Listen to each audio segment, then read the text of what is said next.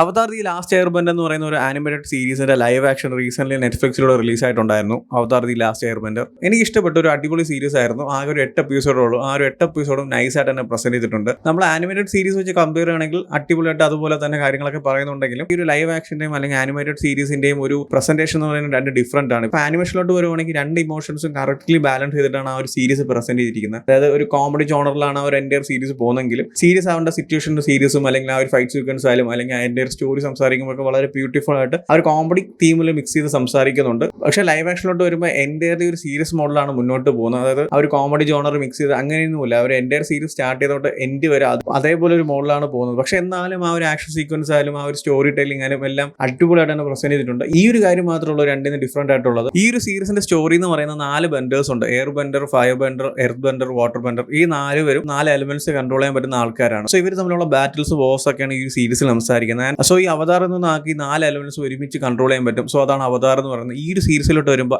Aung എന്ന് പറയുന്ന ഒരു ക്യാരക്ടറാണ് അവതാറായിട്ട് വരുന്നത്. And he is also air ബെൻഡർ. So ഈ ഒരു സീരീസിൽ ആങ് അവതാറായിട്ട് ബാക്കിയുള്ള എലമെന്റ്സ് ഒക്കെ എങ്ങനെ കൺട്രോൾ ചെയ്യും, അത് വെച്ചിട്ട് ആൾക്കാർ എങ്ങനെ ഹെൽപ്പ് ചെയ്യും, അല്ലെങ്കിൽ അവർ തമ്മിലുള്ള ബാറ്റിൽസ്, വോസിലൊക്കെ എങ്ങനെ ഇൻക്ലൂഡ് ചെയ്യുന്നതാണ് ഈ ഒരു സീരീസിൽ സംസാരിക്കുന്നത്. സോ ആ ഒരു കാര്യം അടിപൊളിയായിട്ട് തന്നെ ഡീറ്റെയിൽ ആയിട്ട് തന്നെ ഈ സീരീസിൽ സംസാരിക്കുന്നുണ്ട്. സോ ആ ഒരു ആനിമേറ്റഡ് സീരീസ് വെച്ച് കമ്പയർ ആണെങ്കിൽ കുറച്ച് കാര്യങ്ങളൊക്കെ കട്ട് ചെയ്തിട്ടുണ്ട്. പക്ഷേ എന്നാലും ബാക്കിയുള്ള കാര്യങ്ങളൊക്കെ അടിപൊളിയായിട്ട് തന്നെ ഈ സീരീസിൽ കാണിക്കുന്നുണ്ട്. ആൻഡ് ഹൈലൈറ്റ് ചെയ്ത് പറയേണ്ട കാര്യം ഈ ഒരു സീരീസിന്റെ മേക്കിംഗ് ആണ്. വളരെ ബ്യൂട്ടിഫുൾ ആയിട്ടാണ് ഈ സീരീസ് മേക്ക് ചെയ്തിരിക്കുന്നത്. എനിക്കൊന്ന് നെറ്റ്ഫ്ലിക്സിലെ ലേറ്റസ്റ്റ് ആയിട്ടുള്ള എക്സ്പെൻസീവ് സീരീസ് ഇതാണെന്ന് തോന്നുന്നത്. കാരണം അത്രയ്ക്ക് പൈസ ഇറക്കിയിട്ടുണ്ട്. അത് നമുക്ക് സീരീസ് കാണുമ്പോൾ തന്നെ മനസ്സിലാവും. VFX ആയാലും ബാക്കിയുള്ള എല്ലാ കാര്യങ്ങളും അടിപൊളിയായിട്ട് തന്നെ ചെയ്തിട്ടുണ്ട്. VFX ഒക്കെ നമുക്ക് ലൈക്ക് ഭയങ്കര ക്വാളിറ്റിയാണ് കാണാനായിട്ട്. ആ ഒരു ഫൈറ്റ് സീക്വൻസിൽ വരുമ്പോൾ ആ ഒരു air benders, water benders, fire, ഈ എലമെന്റ്സ് ഒക്കെ തമ്മിലുള്ള ഫൈറ്റും കാര്യങ്ങളൊക്കെ അടിപൊളി എന്ന് പറഞ്ഞാൽ കിടിലായിരുന്നു. നൈസായിട്ട് തന്നെ ആ ഒരു കാര്യങ്ങളൊക്കെ പ്രസന്റ് ചെയ്ത് വെച്ചിട്ടുണ്ട്. ഈ ഒരു സീരീസിന്റെ മൂവി ഉണ്ടായിരുന്നു, അവതാർ ദി ലാസ്റ്റ് എയർബെൻഡർ എന്ന് പറഞ്ഞിട്ട് ഡയറക്ട് ചെയ്തിരിക്കുന്ന നൈറ്റ് ഷ്യാമളനാണ്. പക്ഷേ ഈ ഒരു മൂവി അന്ന് വലിയ സക്സസ് ആയിട്ടില്ല. ഈ മൂവി റിലീസ് ആവുന്ന 2010 ആണ്. കാരണം എന്ന് വെച്ചാൽ വേറെ ഒന്നുമല്ല, ഈ ഒരു സ്റ്റോറി എന്ന് പറയുന്ന ഒരു 3 പാർട്ടായിട്ട് പറയാം. വാട്ടർ ബെൻഡർ, എർത്ത് ബെൻഡർ ആൻഡ് ഫയർ ബെൻഡർ, ഇങ്ങനെയാണ് ആ ഒരു 3 പോർഷൻസ് ആയിട്ട് പോകുന്നത്. സോ ഇത്രയും വലിയൊരു സ്റ്റോറിനെ